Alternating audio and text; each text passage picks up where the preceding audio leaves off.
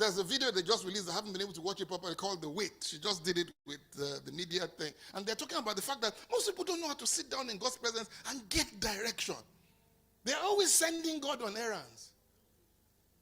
And they won't send their father on an errand, though. But God, they will.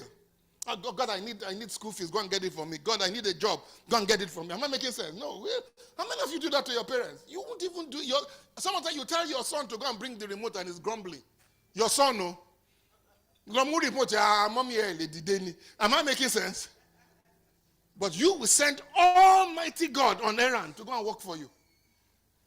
But look at what he says. He says, now I say to that as long as he's a child, he does not differ from himself. Though he is what? Master of all. But he's under guardians until the appointed time of the Father. What exactly is the Father waiting for? Maturity. Have you noticed that the King of England could not be the King of England until his mother died? The only way he could have been a king was to give him another land. But he needed to be matured. Am I making sense? Nobody puts a child in office. Are you here? And so one of the biggest challenges we're facing right now is this is one of the, why are many believers in church for many years? After many years, the believer is still there, fighting for, when I was in the Redeemed and in the denomination, everybody was trying to be area this, area that. And I used to think about it. I said to myself, something is wrong with also. You want to become area pastor, you want to become provincial pastor. The Muslims wanted to become governors. They want to be governor of central bank. They want to be local government chairman. Church people wanted to be area pastor. What use is an area pastor? Do you see the limit of our thinking? The Muslims have a different agenda from us. They have global takeover. You know, they are actually sending people abroad just to multiply the population so that they can be more. They will pay you to relocate to UK and tell you to have as many children as you need, so that there will be more Muslims than Christians.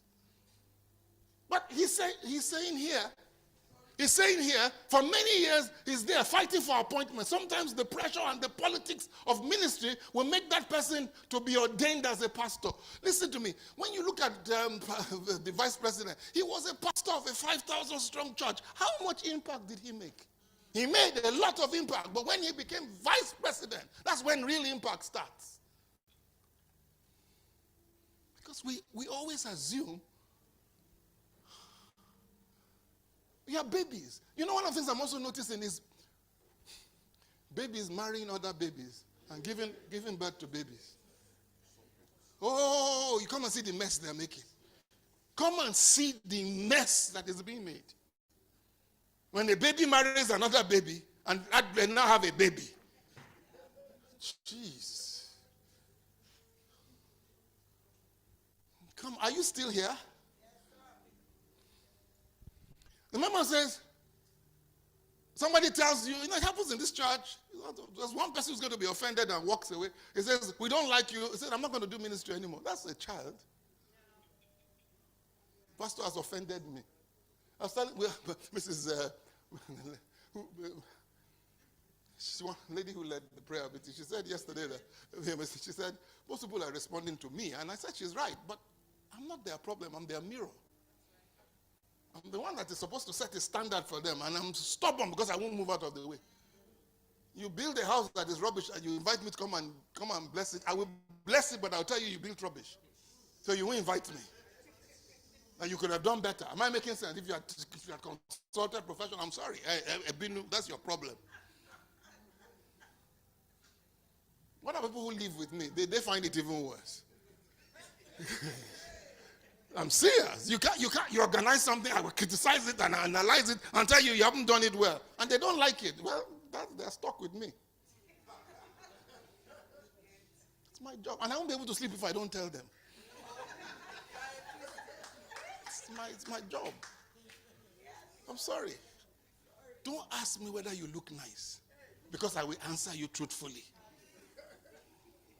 Sometimes I'll just go, Because if I tell you that thing doesn't match, it doesn't match, go mash. So the people get sensitive like that. He's a baby. And what Christians assume is maturity is the number of years they've been Christians, which is the wrong formula for counting.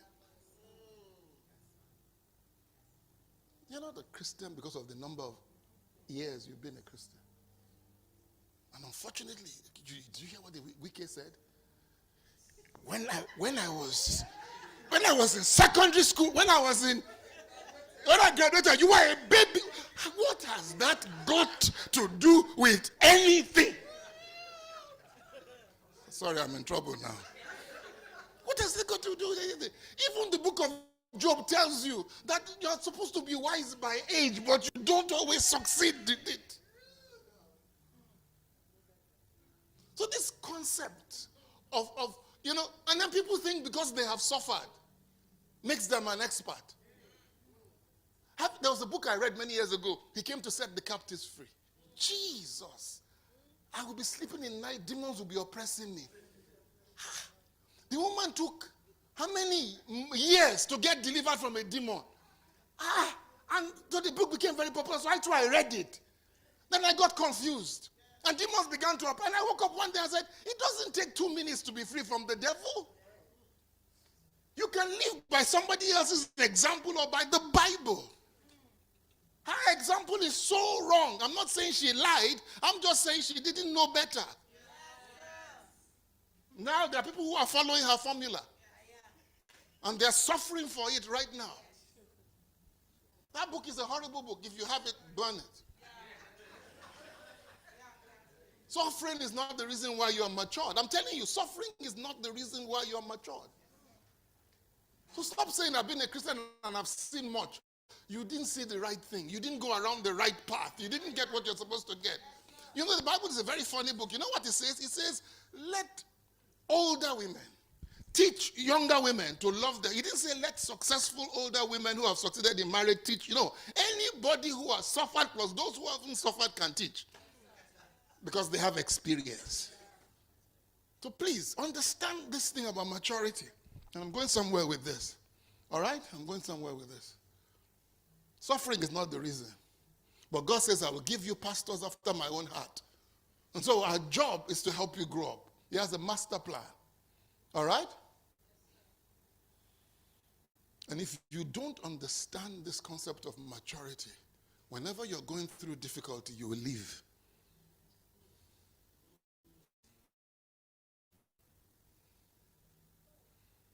I was telling them this morning that there are people who used to come to church every day because they had no children. The minute they have children, that child becomes the reason why they don't come to church.